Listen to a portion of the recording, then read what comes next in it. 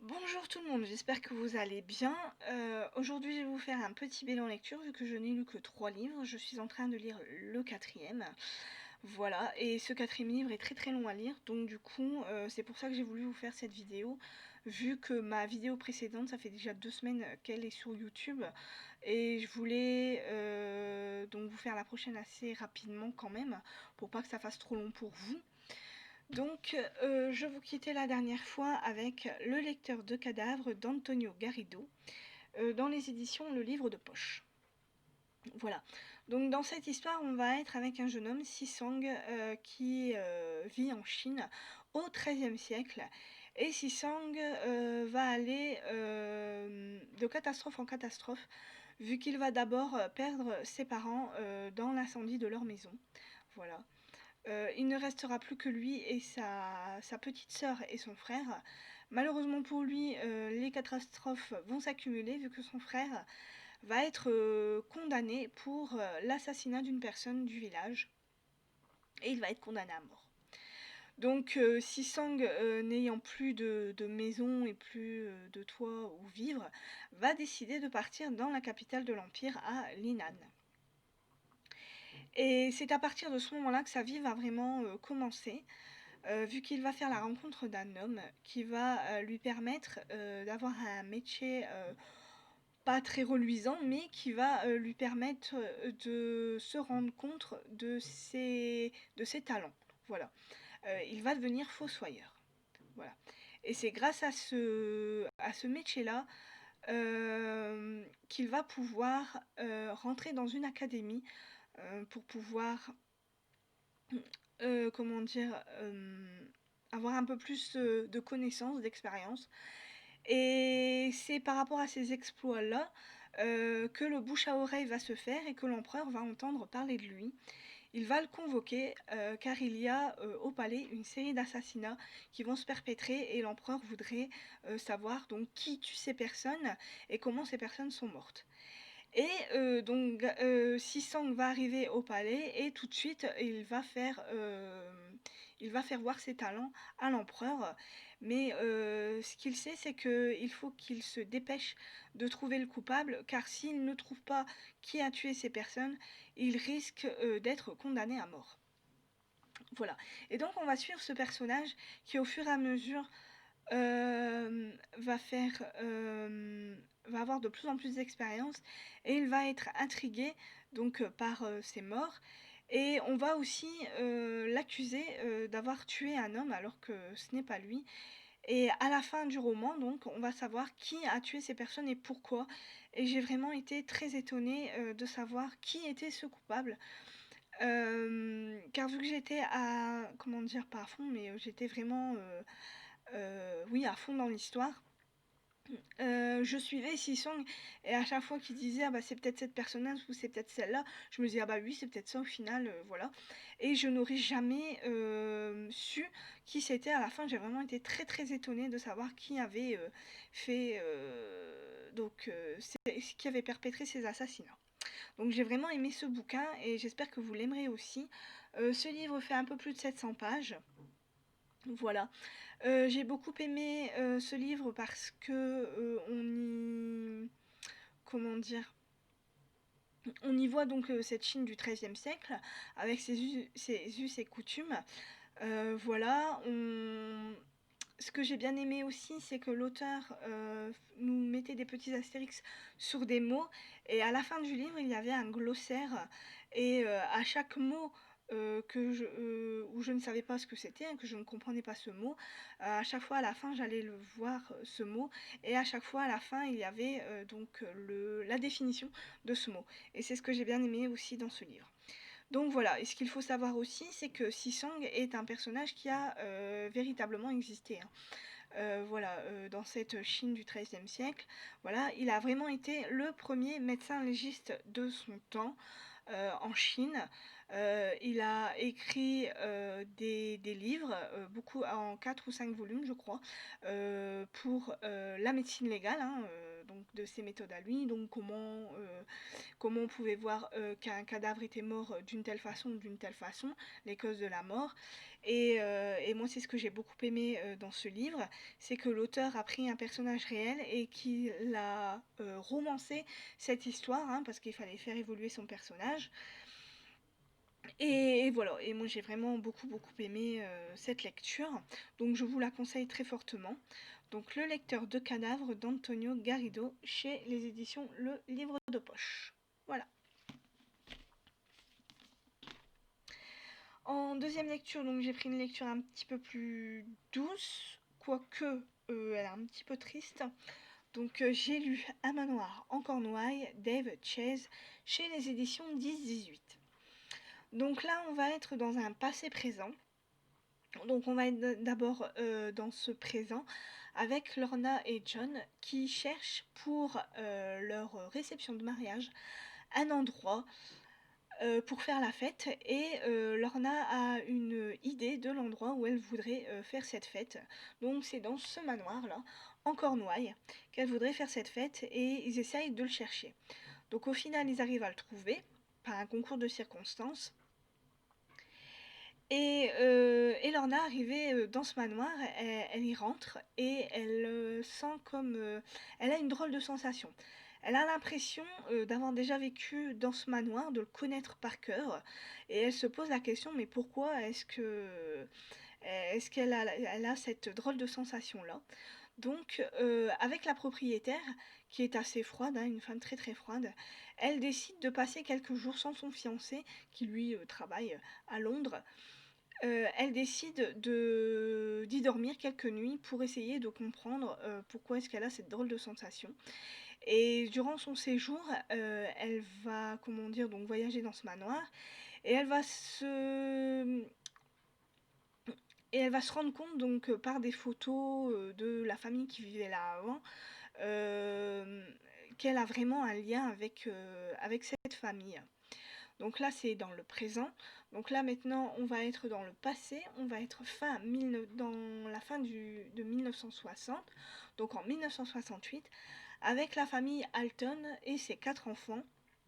Donc on a Toby, Amber, qui sont des frères et sœurs jumeaux. Voilà, qui sont des jumeaux. On a Kitty, la petite dernière, et on a Barney, voilà, qui est le petit garçon.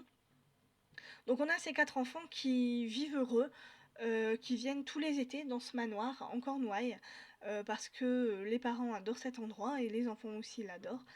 Malheureusement pour eux, il va arriver une catastrophe. Leur mère va décéder de circonstances dramatiques, mais vous le saurez en lisant ce livre. Et donc on va malheureusement devoir comprendre cette famille qui, par le chagrin, cette famille va se disloquer à cause de ce drame. Le frère Toby va devenir très sombre, très mélancolique, il va avoir des idées vraiment très morbides. Voilà. Le père, lui, va avoir une addiction, il va devenir alcoolique, et il va vouloir se remarier avec une femme, et, cette femme est très froide. Et elle a un jeune fils de l'âge de Toby et de Amber. Et c'est à partir de ce moment-là que l'histoire va commencer. Et on va comprendre qu'il y a un véritable secret dans cette famille. Il y a beaucoup de choses qui ne sont pas dites. Et on va vite comprendre ce que c'est. Et, et voilà. Et cette fin est juste magnifique. Car Lorna va découvrir aussi que sa famille lui cache beaucoup de choses. Et il y a des petits tweets qui vont arriver comme ça, et c'est vraiment un livre que j'ai beaucoup aimé. C'est une histoire qui m'a beaucoup touchée. J'ai failli verser ma petite larme quand j'ai fini ce livre, tellement tout était magnifique. Donc comme je vous le disais, j'ai eu un petit peu de mal au début parce qu'il n'y avait pas beaucoup de dialogue, c'était beaucoup de narration, et j'ai eu très peur au départ. Et au final, j'ai fini par le dévorer en fait. Je n'arrivais plus du tout à le lâcher. Dès que je voulais m'arrêter de lire un petit peu, il fallait que je recommence tout de suite après, parce que je n'arrivais pas du tout à le lâcher, je voulais savoir ce qui s'était passé et qu'est-ce que c'était que tous ces secrets. Donc voilà. Donc si vous aimez les intrigues, si vous aimez les secrets de famille, je vous le conseille très fortement. Donc Un manoir en Cornouailles, Dave Chase, dans les éditions 10-18. Voilà. Et donc en dernier livre, je me suis lu donc Le lilas ne refleurit qu'après un hiver rigoureux de Martha Hall Kelly. Dans les éditions Pocket. Donc là on est donc pendant la Seconde Guerre mondiale, en septembre 1939. Les nazis attaquent, envahissent la Pologne, et là c'est le début de la fin, vu que la Seconde Guerre mondiale démarre. Et donc on va être avec 3 femmes qui ont des destins totalement différents et qui vont finir par se regrouper, se croiser et voilà. Et donc du coup on va être avec Caroline, qui est une ancienne actrice américaine qui vit en Amérique, qui travaille au consulat et qui au début de la guerre va aider donc des millions de gens, vu qu'elle va faire des paquets pour des petits orphelins français. Voilà, donc elle va mettre dans ces paquets des habits, de la nourriture, donc toutes les choses que les enfants ont besoin, et elle va les envoyer d'Amérique pour aller dans des orphelinats, des abbayes, etc., des couvents. Voilà. On va être avec Kasia, qui est une jeune Polonaise qui va rentrer dans la résistance au début de la guerre et qui malheureusement va se faire arrêter avec donc sa mère et sa sœur. Et ils vont aller dans le camp de Ravensbrück, qui est le seul camp de concentration pour femmes. Et ils vont vraiment subir des choses affreuses, vu que dans ce camp de concentration, on y pratique des expériences médicales affreuses. Et ces femmes qui vont subir ces expériences médicales, on va les appeler les lapins. Donc je ne vous dis pas pourquoi, hein, après c'est à vous de de lire ce livre. Et on va être avec notre troisième personnage, Hertha, qui est elle une jeune Allemande, qui comment dire, va être endoctrinée donc par les nazis, et qui va travailler donc dans ce camp de Ravensbrück. Elle va travailler dans la section médicale, elle va être infirmière et elle va pratiquer aussi donc ses expériences médicales sur ces femmes. Et une fois la guerre terminée, donc Kasia est libérée donc du camp avec sa sœur. Et malheureusement, donc va y avoir, elle va être traumatisée à vie donc par ce qu'il s'est passé.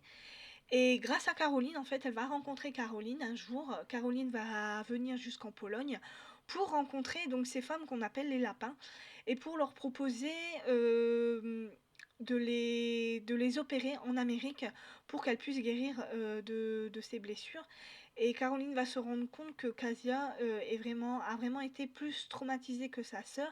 Elle a du mal à comment dire, oublier tout ce traumatisme. Elle a du mal à reprendre une vie totalement normale par rapport à ce traumatisme. Et Caroline va avoir une idée, c'est de la confronter à son bourreau, donc à Hertha, que Kasia va essayer de retrouver, et elle va réussir à la retrouver. Malheureusement, Hertha a été condamnée donc, pour les horreurs qu'elle a subies, mais par un concours de circonstances, elle va être libérée, et il va y avoir cette confrontation entre Kasia et Hertha, tout simplement. Donc je vous conseille fortement de lire ce livre qui est magnifique. Et au début je comprenais pas le titre, Le lilas ne refleurit qu'après un hiver rigoureux. Et au final j'ai fini par comprendre pourquoi ce livre s'appelle comme ça. Donc voilà, donc on va être dans cette période assez troublante de la Seconde Guerre mondiale, avec ces personnages qui ont vécu des choses vraiment terribles. Et je vous le conseille car je ne connaissais pas cette partie de l'histoire. Voilà, je ne savais pas que ces femmes qui avaient subi ces expériences médicales, on les appelait les lapins, et j'ai été pas ravie, mais intéressée par le sujet, et je trouve on en apprend encore toujours un peu plus sur la Seconde Guerre mondiale, malheureusement, hein. À chaque fois que je pense qu'on a épuisé ce sujet n'est pas encore épuisé, hein, vu qu'on en apprend encore un peu plus chaque jour. Et sachez aussi qu'il y a un deuxième tome, voilà, mais cette fois-ci qui va parler de la mère de Caroline et de deux autres femmes, mais cette histoire va se passer pendant la Première Guerre mondiale. Voilà. Donc si vous êtes intéressé, je vous le conseille. Donc Le Lilas ne refleurit qu'après un hiver rigoureux de Martha Hall Kelly dans les éditions Pocket. Voilà, donc voilà mes 3 lectures du mois. Donc ma 4e lecture, la voici. Donc Une vie comme les autres d'Anya Yanagiara. Voilà, chez les éditions Le Livre de Poche. Comment vous dire que j'ai beaucoup de mal avec ce livre. C'est un livre contemporain qui nous parle de 4 garçons, 4 jeunes hommes qui vivent à New York et qui sont devenus amis à l'université. Voilà. Et on va suivre leur vie, leur amitié, leurs déconvenues, leur métier à chacun. Et puis ce décrochage qu'ils ont au fur et à mesure des années, quand les années passent, on sent qu'ils se séparent au fur et à mesure parce que chacun fait sa vie, hein, ce qui est sûr, sauf un personnage, le personnage de Jude, qui est un personnage très très noir. Il a une vie très compliquée et il a été traumatisé. On va nous parler de viol dans ce livre, on va nous parler d'autodestruction parce qu'au final, voilà, c'est de ça qu'on parle et de cette amitié entre 4 garçons, qui au fur et à mesure des années, ben, s'effilochent on va dire, hein, on va dire ça comme ça parce que, bah, ils font leur vie chacun au final, ils essaient de faire leur vie chacun de leur côté, puis ils ont chacun, leur métier, propre et ils essayent de réussir, dans leur métier, dans leur vie, autant professionnelle que privée. Et voilà, et on va suivre ces 4 garçons et je dois vous dire que j'ai beaucoup de mal avec ce livre car l'auteur ne met pas beaucoup de dialogue, elle met beaucoup de narration et donc déjà elle a installé ses personnages, donc déjà là j'ai eu du mal à suivre le fil. Il y a eu des passages très intéressants que je pouvais lire d'une traite, comme il y a des passages où j'ai mis du temps à les lire parce que ça a été très compliqué pour moi. Cette lecture est une lecture en dents de scie pour moi. C'est comme ça. Et, et j'ai entendu beaucoup de commentaires comme quoi il y a des gens ça passerait et il y en a d'autres ça ne passera pas. Moi c'est limite, hein. J'ai failli l'abandonner mais je me suis dit non, je vais m'accrocher quand même et toujours est-il qu'il y a des passages très intéressants dans ce livre et il y en a d'autres qui sont un petit peu plus longs mais bon. Je m'accroche. Donc voilà. Donc Une vie comme les autres de Anya Yanagihara. Voilà. Et donc pour finir donc cette vidéo, je vais vous présenter 3 livres que j'ai achetés. Donc je les ai achetés à Leclerc, à l'espace culturel. Donc je me suis acheté La vie mensongère des adultes d'Elena Ferrante. Donc Elena Ferrante, c'est une autrice qui a fait L'amie prodigieuse, c'est ça il me semble que c'est ça, si je ne me trompe pas, c'est ça, c'est L'amie prodigieuse. Et donc du coup j'ai eu envie de... Oui c'est ça, L'amie prodigieuse, qui a eu un immense succès, donc j'ai eu envie de tenter cet auteur. Et à savoir que L'amie prodigieuse arrivera sur France 2 le 1er juillet. Donc si vous n'avez pas vu la série, allez-y, en tout cas moi je vais la regarder. Parce que je pense qu'elle passe sur Canal+ ou sur Netflix, je ne sais plus, mais bon. En tout cas ce qui est sûr c'est que je vais la regarder avec un grand plaisir. Donc voilà, donc là on est avec Giovanna, qui est une fille unique et qui habite à Naples. Voilà. Et ses parents la comparent à une de ses tantes, Victoria, et sa tante a une drôle de réputation. Voilà. Et donc du coup, elle veut essayer de comprendre pourquoi est-ce que cette tante, elle a une réputation comme ça. Et elle va découvrir qu'on lui cache beaucoup de choses dans cette famille. Voilà. Donc, Une vie mensongère, La vie mensongère des adultes, d'Elena Ferrante. Donc en deuxième, je me suis acheté le nouveau livre de Steve Berry, Les Saintes Reliques, chez Cherche Midi. Donc Steve Berry, moi j'adore, hein, parce qu'il nous parle des aventures de Cotton Malone, et Cotton Malone, moi j'adore son personnage. Et là, on va être avec les Templiers, les croisades.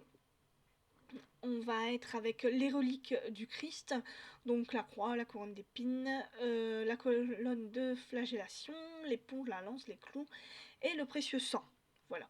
Et donc Cotton Malone, en 2020, va visiter la basilique du Saint-Sang à Bruges et, des reliques, des précieuses reliques vont être dérobées et Cotton Malone, à mon avis, va essayer de comprendre donc pourquoi est-ce que quelqu'un a dérobé donc ces reliques et à mon avis il va y avoir une course-poursuite hein, et des secrets vont être révélés et il va se rendre compte que c'est un complot. Voilà. Donc à mon avis ça va être avec le Vatican, hein, tout ce qui est Vatican, Templier, voilà. Et moi j'aime bien donc voilà. Donc les Saintes Reliques de Steve Berry chez Cherche Midi. Et en dernier donc je me suis pris le dernier livre de Giacometti Raven, Les reliques du chaos. Donc souvenez-vous des deux autres livres. Moi j'avais lu les deux autres livres. Donc c'était Le triomphe des ténèbres et La nuit du mal. Donc là ici c'est le troisième et dernier tome, donc Les reliques du chaos. Donc souvenez-vous, on est en 42, en pleine Seconde Guerre mondiale. Donc Hitler a envahi donc tous les pays qu'il a pu. Et donc c'est donc Erika l'archéologue allemande, Laure la jeune résidente française et Tristan Margas l'argent double du passé au passé obscur, donc qui vont essayer d'empêcher donc Hitler de conquérir le monde et donc voilà grâce à une relique qu'il veut absolument avoir, qu'Hitler veut absolument avoir pour devenir le maître du monde. Voilà, tout simplement. Donc Giacometti Raven, la relique du chaos, chez JC Lattès. Voilà. Donc j'ai fini mon petit bilan lecture. J'espère que ça vous a plu, que vous avez apprécié. Je vous dis à bientôt, donc normalement pour un prochain bilan lecture. Bye bye.